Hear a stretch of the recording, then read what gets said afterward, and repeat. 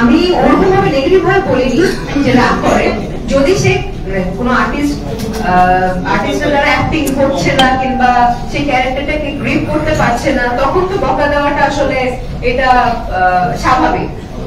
শুধু শুধু মাসানে একটা উত্তর দিয়ে দেই, সব থেকে বেশি রাগ আমার কাছে মনে সাংবাদিকদের একটু যদি ক্যামেরাটার সামনে ওঠে, এই ক্যামেরা নাও, এবং আপনারা যা করে তারা চিন্তা করেন। আমি কিন্তু যখন শুটিং করি সেম আপনাদের মতো অবস্থা হয়, ক্যামেরার সামনে মনিটরের সামনে বসে থাকি, সামনে কেউ আসলে চিল্লাচিল্লি করি, ঠিক মতো না হলে হয়তো রাগ করি। আমার কাছে তো মনে হয় সব থেকে রাগী হলো আমাদের সাংবাদিক ভাইরা, ক্যামেরা কন্ট্রোলার। হ্যাঁ, কিছু করার নেই আসলে, কারো কিছু করার নেই, সবাই একটা দায়িত্ব। কিন্তু প্রতিটা প্রেস কনফারেন্সে একটা জিনিস কমন, সামনে কিছু লোক চলে আসবে, এদিকে বসানোর জন্য পিছনের লোকটা চিল্লাচিল্লি করবে। সেম, আমরা একই ফ্যামিলির ভাই, একই রক্ত, আমাদের রাগারাগিতে বেশি প্রশ্ন। ধর্মীয় অনুভূতিতে একটি কথা বলতে চাই, সেটা হচ্ছে যে আপনি যদি মনে মনে কোনো পবিত্র ভালো কিছু মনে মনে চিন্তা করেন, আল্লাহ তাআলা সেটাকে ফুলফিল করে দেয়। আমি এটা 100% বিশ্বাস করি, বিকজ সেটা আমি অনেকদিন চিন্তা করেছিলাম। আফটার দ্যাট হঠাৎ করেই রাফি ভাই ফোন করা, দেন আমরা বসলাম, আমি গ্রেটফুল রাফি ভাইয়ের কাছ থেকে এবং at the same time বঙ্গাল Mushfiq ভাইয়ের কাছে। আমরা কথা বলার পর আমাদের ব্যাটে বলে মিলে গিয়েছিলেন এবং আমরা একটা কাজ করতে যাচ্ছি, এবং আমি বারবারই বলবো যে আমি কাজ করিনি, this is the very first time I am going to work. But আমার কেন যেন মনে হয়েছে যে আমি কাউকে ছোট করছি না বা বড় করছি না, বাট আমার শহীদুল ইসলাম খোকন বলতে আমার আলাদা এক ধরনের কাজ সারা জীবন করে এসে সারা জীবন করবে, বিকজ শহীদুল ইসলাম খোকন আলাদা একটা সাবজেক্ট, আলাদা একটি নাম।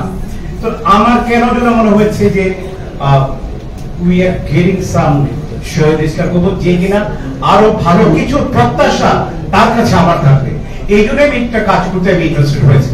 ধন্যবাদ। Thank you, thank you. আমি একটু শুকানোর চেষ্টা করতেছি, ব্ল্যাক করলে আরেকটু শুকনো লাগে, যেমন ব্ল্যাক করে।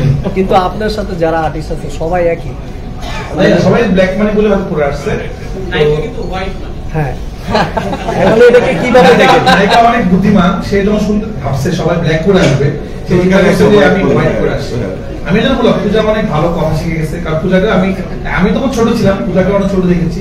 পূজা ওই সময় খুব ভালো অভিনয় করতো, বাট এখন এত ভালো ইন্টারভিউ দেয় পূজা, আমরা তো ভালো কথা বলতে পারি না, ভালো একটা। আপনারা পিছনে দেখেন ফুল ব্ল্যাক, মাঝখানে লেখা ব্ল্যাক মানে ওটাতে হোয়াইট, ওটাই আমি। তো এই কারণে আসলে ব্ল্যাক করা নরমালি, বাট রুবেল ভাইকে আমি ধন্যবাদ দিতে চাই, উনি যে কথা বলেছেন এটা অনেক বড় কথা। আর শহীদুল ইসলাম খোকন স্যার আমার একজন, মানে আমি যাকে ফলো করেছি সিনেমাতে, কারণ আমি সবসময় শুনতাম যে বাংলা সিনেমাতে একজন ব্র্যান্ড ছিল ডিরেক্টর, যার নামে সিনেমা চলতো আসলে। তো শহীদুল ইসলাম খোকন আমরা জীবনে হতে পারবো না, ওনার মতো এত ভালো ভালো সিনেমা হয়তো বানাতে পারবো না। অনেক ভারী কথা বলেছেন, এটা আমাদের অনেক সম্মানের। আমি আসলে যে ডিরেক্টরকে ফলো করছি সবসময়, কারণ আমি সারা জীবন চেয়েছি, যে কারণে আমি অনেকের সাথে কাজ করি এবং অনেক ফ্যান, মানে অনেক হিরো হিরোদের ফ্যান, কখনো আমাকে ভালোবাসে, আমার মন খারাপ করে, কারণ আমি সব কাজ একজনের সাথে করি না। কারণ আমি চেষ্টা করছি আমি নিজে এমন জায়গায় এমন কিছু তৈরি করতে যে আমি যেন আমার নামে সিনেমাটা হিট হয়, কারণ আমি এটা চাইছি সবসময়। এটা শহীদুল ইসলাম খোকন স্যার করতো, এটা কাজী হায়াত ছিল, তো তাদেরকে আমি আসলে তাদের মতো হতে চাই, এটা আমার স্বপ্ন। শহীদুল ইসলাম খোকন আমি কোনোদিন হতে পারবো না, এত বড় মানুষ হতে পারবো না, কিন্তু আমি চেষ্টা করবো না কাছাকাছি কিন্তু হতে। দুর্ভাগ্যের যে কথা বলেছিল এটা আমার অনেক অনার, কারণ ছোটবেলা আমি যাদের সিনেমা দেখেছি, ভাইয়া সিনেমা একটা, এবং অ্যাকশন যে বাংলাদেশে প্রথম যিনি অ্যাকশন বাংলাদেশে নিয়ে আসে সে হল রুবেল ভাই। ওনার মুখ থেকে রায়হান রাফি নামটা এটা শুনতে পেরে আমার ভালো লাগে।